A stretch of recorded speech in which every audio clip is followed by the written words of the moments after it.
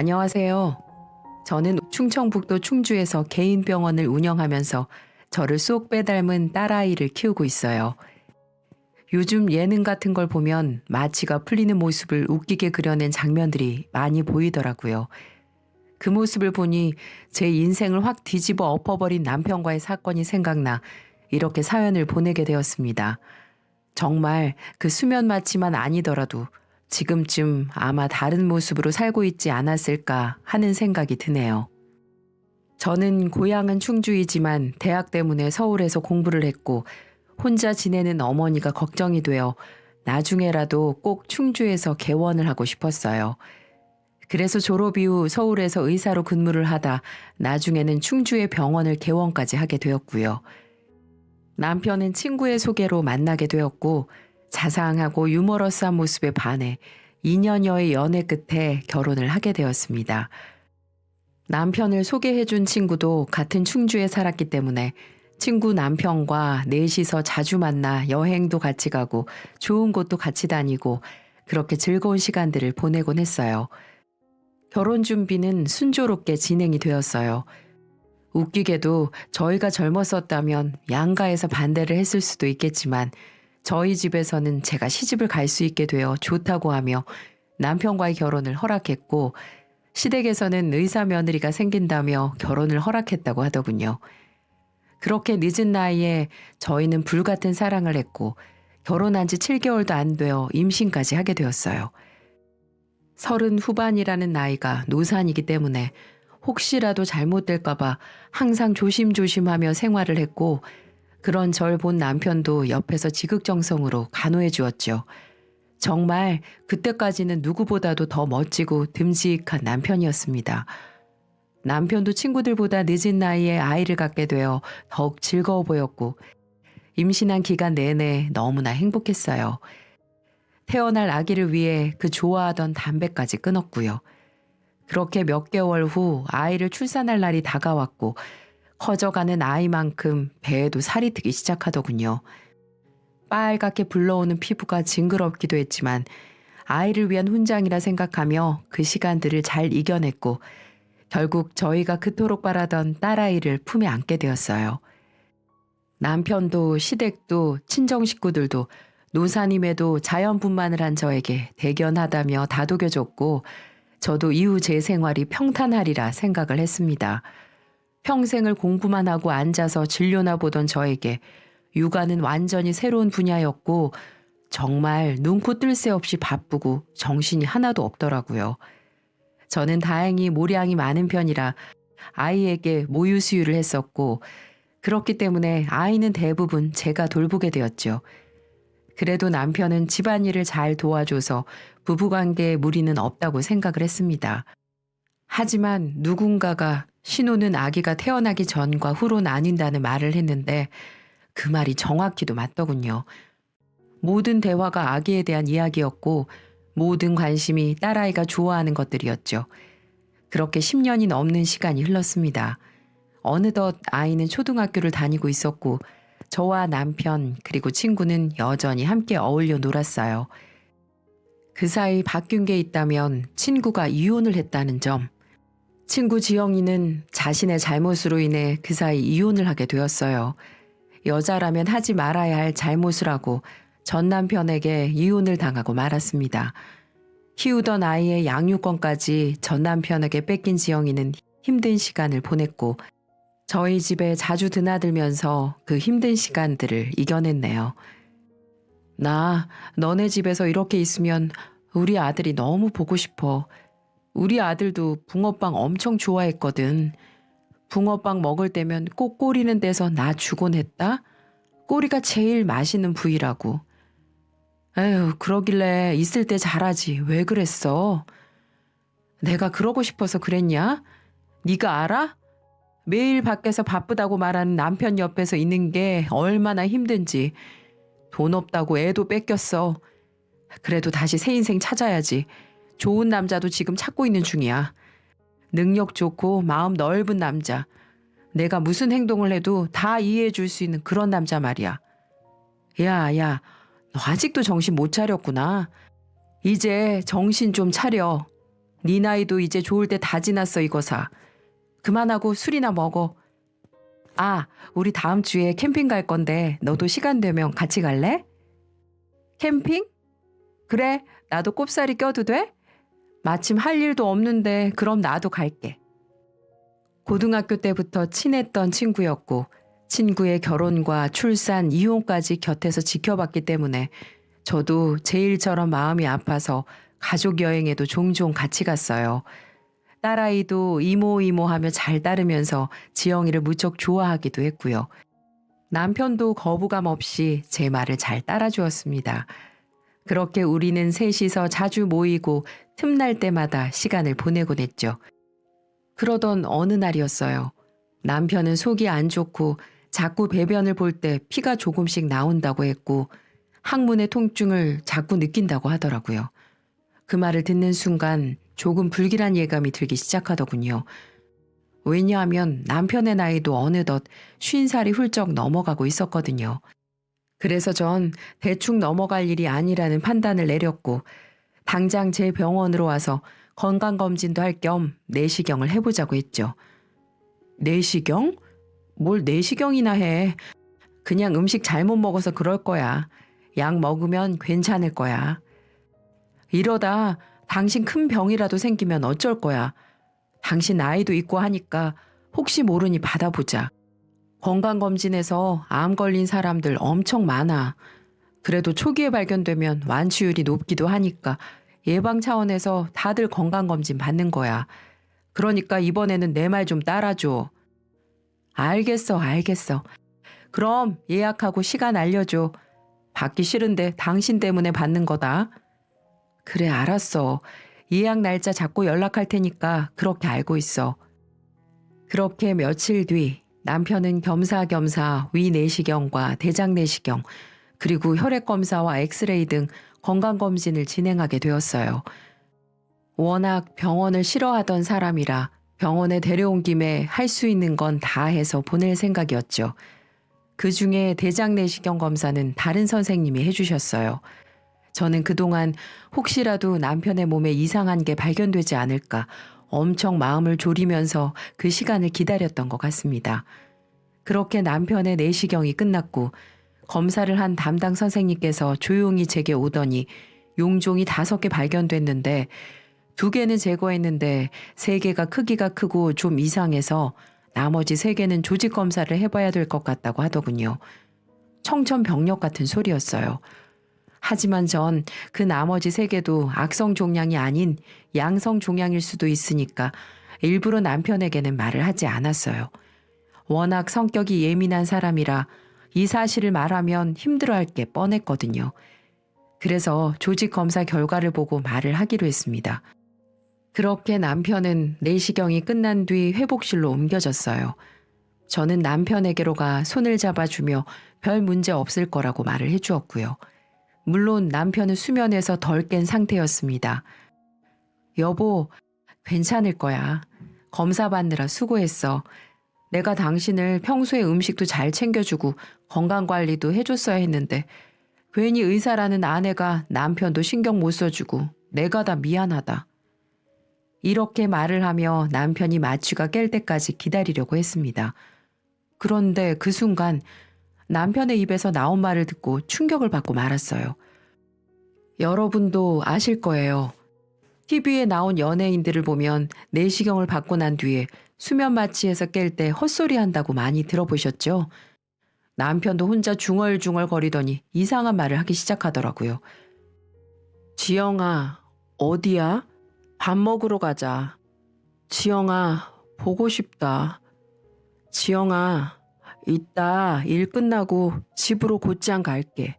오늘은 뭐 먹으러 갈까?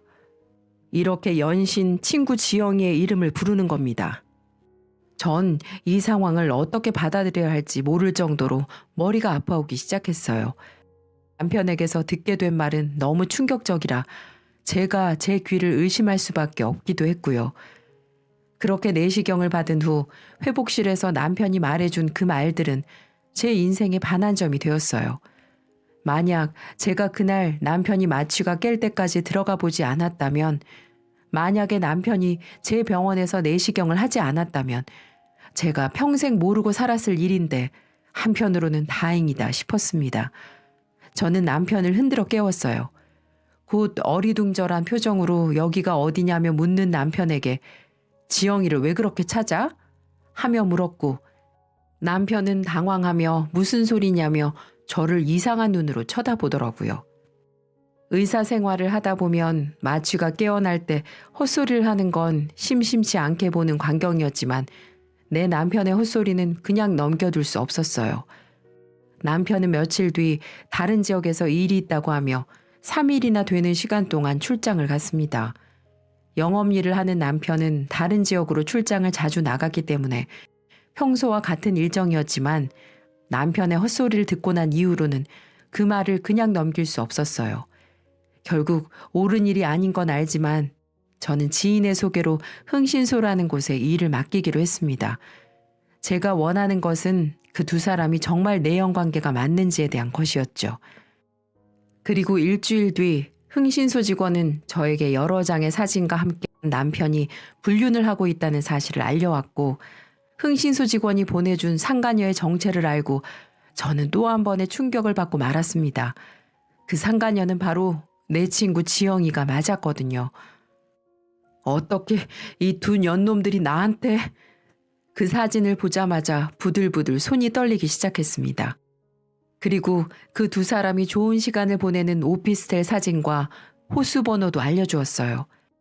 그 직원의 말이 그 오피스텔이 남편과 제 친구의 미래 장소라고 했고 저는 그 말을 듣고 그 두 사람을 가만두지 않겠다고 다짐을 했습니다. 그날 밤 집으로 돌아온 남편은 평소와 같이 씻고 나와서 제가 차려준 밥을 먹으며 맥주를 한잔 했고 이후 뉴스를 보고 있었어요. 저는 남편이 아무렇지도 않은 평소와 같은 모습에 화가 났습니다. 리모컨을 뺏어들고 드라마를 틀었고 또래 중년 배우가 잘생기고 멋지다는 말과 함께 남편에게 툭 하고 질문을 던졌네요. 당신 나 사랑해? 그럼 당신도 우리 딸도 엄청 사랑하지. 그래? 그럼 당신은 내가 저렇게 잘생긴 배우 만나서 바람이라도 피우면 어떻게 할 거야? 우리 바로 이혼이야? 제가 웃으며 한 질문에 남편은 정색을 하며 바람 같은 더러운 짓 하고 다니면 바로 이혼이지. 당신 무슨 그따위 질문을 해? 하며 엄청 버럭하더라고요. 저는 남편이 제발 저려서 아무 말도 못할 줄 알았는데 본인은 되고 나는 안 되는 그런 마음이었나 봅니다. 저는 사람 좋은 미소를 띠며 당신도 절대로 바람 피우지 마 라고 했고 남편은 딸아이를 끌어안으며 그럴 일 절대 없다며 호언장담을 하는데 그 모습이 어찌나 가증스럽던지 흥신소 직원에게 남편의 스케줄은 다 파악해 두었어요. 친구라고 부르기도 싫은 상간녀와 밤을 보내기 위해 출장 일정을 잡고 오피스텔에서 2박 3일 혹은 1박 2일로 생활을 했죠. 그리고 흥신소 직원의 말에 따르면 두 사람은 저녁이면 꼭 배달 음식을 시켜서 먹는다고 했기 때문에 저는 그 앞에서 잠복을 하고 있기로 했어요. 밤 9시가 넘어가자 저는 슬슬 지치기 시작했고 친정집에 전화를 해서 딸아이를 씻고 일찍 재워달라고 부탁을 했습니다. 제가 디데이로 정한 날이었기 때문에 미리 딸아이는 친정집에 보내두었거든요. 그 이후 1시간쯤 지나자 곧 오토바이를 타고 배달기사가 왔고 저는 자연스럽게 배달기사에게 말을 걸었어요. 이거 305호 가는 거 맞아요?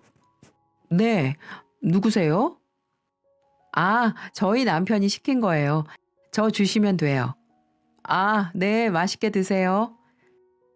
저는 당장 그 두 사람이 있을 오피스텔의 방문 앞에 서서 벨을 눌렀습니다.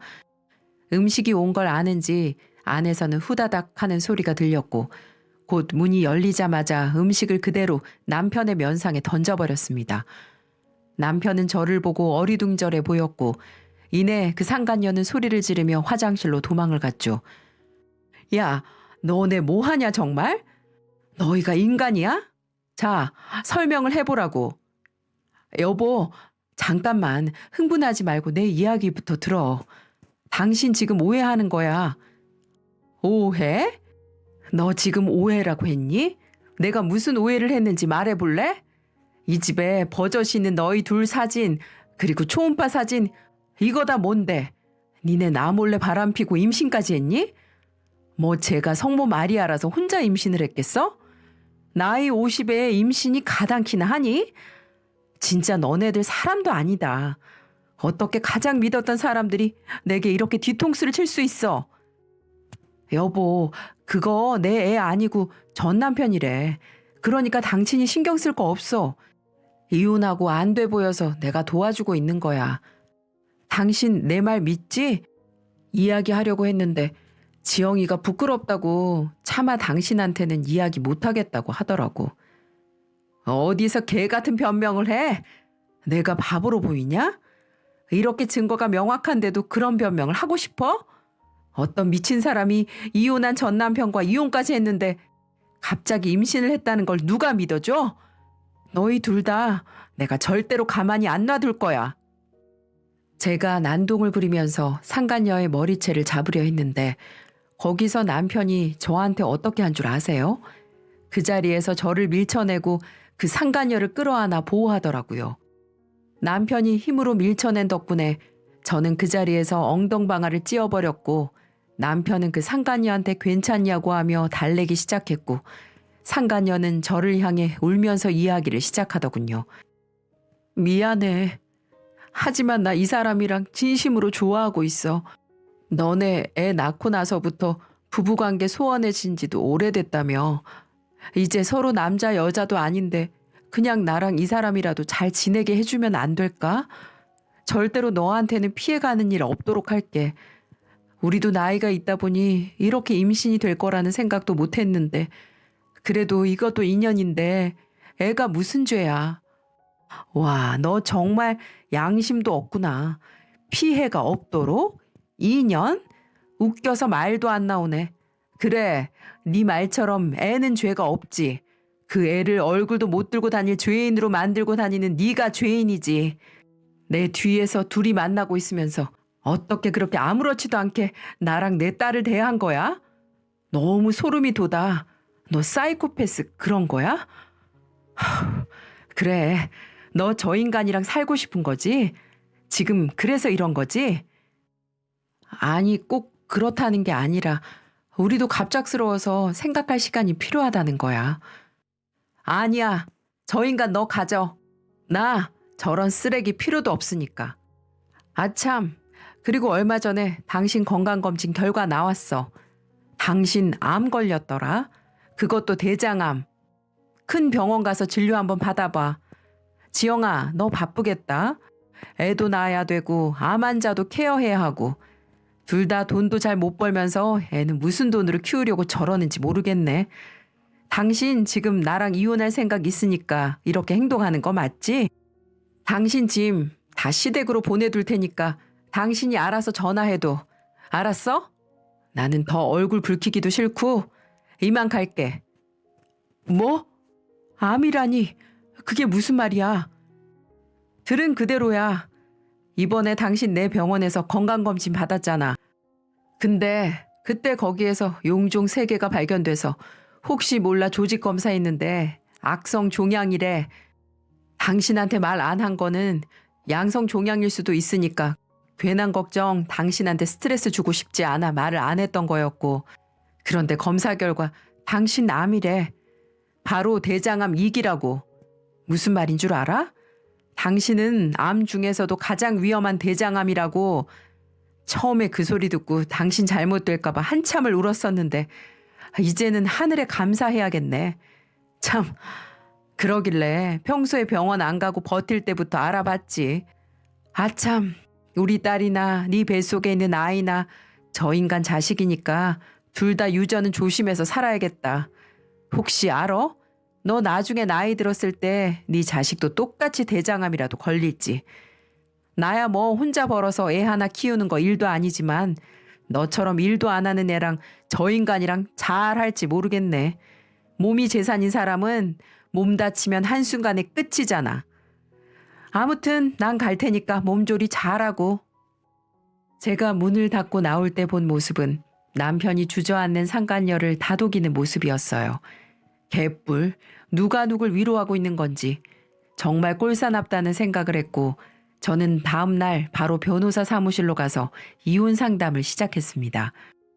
저는 그 원룸에서 찍은 사진들, 그리고 그날 원룸에서 상간녀와 남편과 몸싸움을 할 때 녹음한 녹음기를 증거로 제출했어요.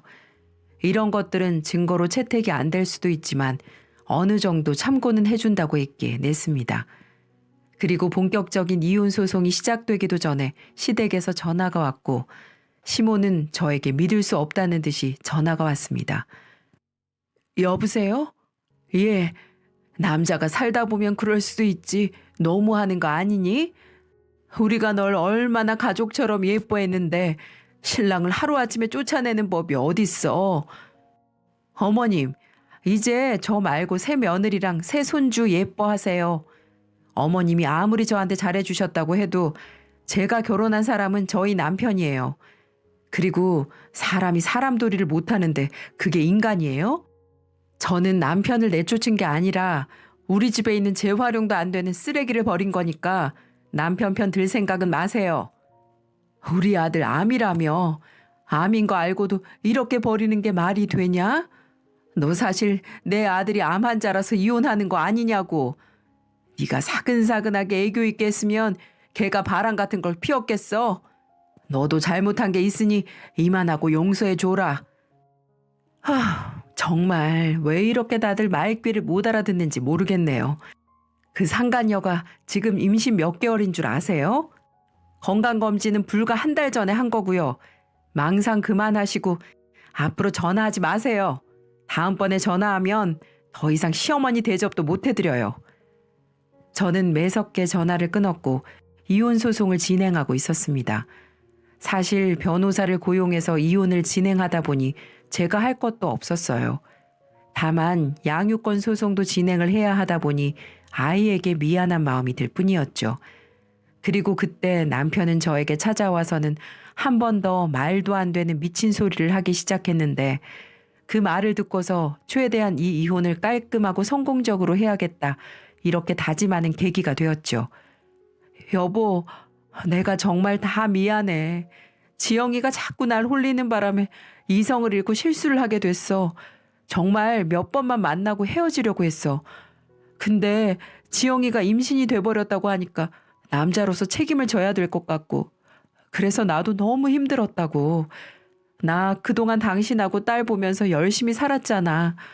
이번 한 번만 용서해주면 안 될까? 무슨 개소리야? 그리고 지영이 배에 있는 아이는 그 아이는 어쩔 건데? 걔는 참 신기하네. 나이 50대에서 임신을 한 것도 용하다 용해. 내가 지영이한테 잘 말해서 애만 우리 호적에 올려서 키우면 안 될까? 지영이랑은 깔끔하게 헤어질게. 그러니까 당신도 조금만 양보를 해줘. 지영이 아이가 아들일 수도 있잖아. 우리 딸도 동생이 생기면 좋아할 거야. 무슨 개소리를 하는 거야? 내가 왜 키워? 당신이 키워. 내가 왜 나중에 나 죽고 나면 나랑 피 한 방울 안 섞인 애한테까지 재산을 줘가며 살아야겠어? 난 내 딸 하나 잘 키우면 돼. 정말 사람이 어쩜 그렇게 자기 주제도 모르는지. 당신을 받아줄 이유도 없고 난 당신 때문에 남자라는 동물이 이제는 쳐다보기도 싫으려고 해. 다신 내 병원이나 집으로 찾아오지 마. 한 번만 더 찾아오면 법으로 해결할 수밖에 없어. 알았어? 제 앞에서 무릎 꿇고 있는 남편을 쳐다보지도 않고 저는 지나쳐갔고 5개월간의 소송 끝에 결국 이혼을 하게 됐습니다. 재산 분할도 제게 유리한 쪽으로 가져오게 되었고 양육권도 마찬가지고요. 또 따로 위자료도 받을 수 있었고요. 상간녀인 그 친구년에게도 위자료 소송을 걸어 2천만 원을 받았고 충주에서 얼굴도 못 들고 다니게 제 주위 사람들, 친구들, 지인들에게 그년의 실체를 밝히고 거의 충주에서 매장시켜 버렸네요. 이혼 후 남편은 상간녀랑 새 살림을 차렸다고 합니다. 상간녀 친구 그녀는 앞으로 사는 게 지옥 같을 겁니다. 병들고 늙은 사람 케어하는 게 쉽지가 않다는 걸 피부로 느껴보다 보면 얼마나 자신이 인생을 헛되게 살았는지 분명 알게 될 거라고요. 잘 살아보라죠 뭐. 그리고 대장암 수술을 잘 받았다고 하는데 대장암이라는 게 수술이 잘 되었어도 관리를 많이 해줘야 하는 암이라 여간 골치 아픈 병이 아닌데 아마 평생을 병자로 살아가야 되지 않나 싶네요. 그렇게 제 결혼 생활은 끝이 났습니다. 딸을 보면 마음이 아픈 건 사실이지만 전체적으로 본다면 후련한 것도 사실이에요. 정말 그때 전 남편이 내시경 검사를 하지 않았다면 계속 모르고 저들에게 유혹만 당하고 살았을 것 같은데 정말 하늘에서 도와준 것만 같네요. 앞으로는 제 딸과 함께 새로운 인생을 살고 싶어 남편과 함께 했던 집을 팔고 새로운 곳으로 이사를 갔습니다. 그리고 그거 아시나요?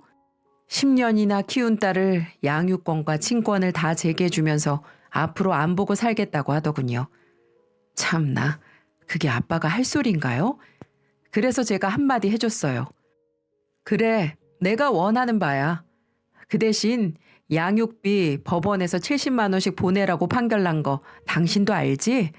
한 달이라도 늦추면 법대로 할 거니까 딸을 안 보더라도 아빠의 의무는 지켜줘.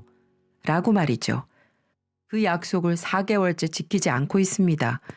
물론 저 혼자 병원 운영하며 키워도 부족함이 없지만 남편에게 그 70만 원 나가는 돈이 얼마나 큰 돈인 걸 전 잘 알고 있거든요. 대장암 치료하면서 생계도 막막할 건데 양육비까지 보내주려고 하면 머리가 아플 겁니다. 지금은 치료받느라 백수 상태이기도 하고요. 물론 상간녀 지영이 그년도 백수고요. 그래서 이번 달에 양육비 소송을 준비하고 있어요. 압류를 걸든 뭘 하든 받을 건 다 받아야 한다고 생각하거든요. 그렇게 저의 새 인생은 시작되었습니다. 오히려 남편과 같이 있을 때보다 행복하고 좋아요. 친정엄마가 그 덕분에 자주 오셔서 애도 잘 봐주시고 그걸 명목으로 전 친정엄마에게 한 달에 용돈도 드리게 됐고요. 이제는 더 이상 가슴 아픈 일 겪고 싶지 않습니다. 앞으로는 좋은 일, 행복한 일, 하루하루 기쁜 일만 있을 수 있도록 더 열심히 살아야겠어요. 이걸 보시는 분들도 좋은 일만 가득하시길 바라고 여러분 가정에 건강과 평화가 함께 하시길 기원합니다. 감사합니다.